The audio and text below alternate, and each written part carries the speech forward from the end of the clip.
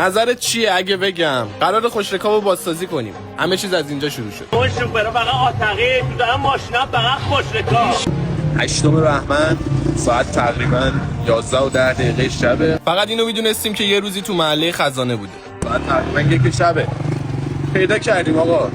پس فردای اون روز با کلی استرس زنگ زدیم به مالک ماشینی که یه ایران باش خاطره دارن که آقا پاشو بیا بالا سر ماشین. حسین آقای عشقی که مثل یادگار پدرش واقعا با عشقه، اما یه مشکلی وجود داشت. باتریایی که جفتشون خراب بودن. ما هم گوله رفتیم باتری فروشی و خوشبختانه یه دونش سالم بود و یه باتری براش خریدیم. باتری‌ها رو نصب کردیم و اومدیم استارت بزنیم که حسین آقا گفت چیکار می‌کنی پسر؟ بعد این همه سال بذار آبروغنشو نگاه کنم. آبروغن چک شد و بالاخره استارتو به خوشرکاب زدیم.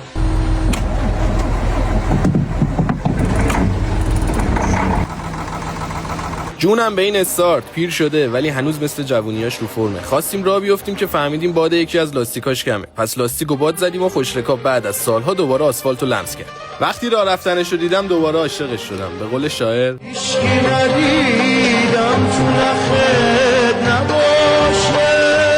ماشین رو آوردیم تو مجموعه‌مون، مجموعه‌ای که کارش فقط خرید و فروش ماشین نیست. خوشرکابی امانتی از طرف همه راننده‌های زحمتکشمون و ما می‌خوایم بازسازیش کنیم تا دوباره به روزای اوجش برگرده. پس منو فالو کن چون به زودی خانم و آقایون خوشرکاب اینجاست.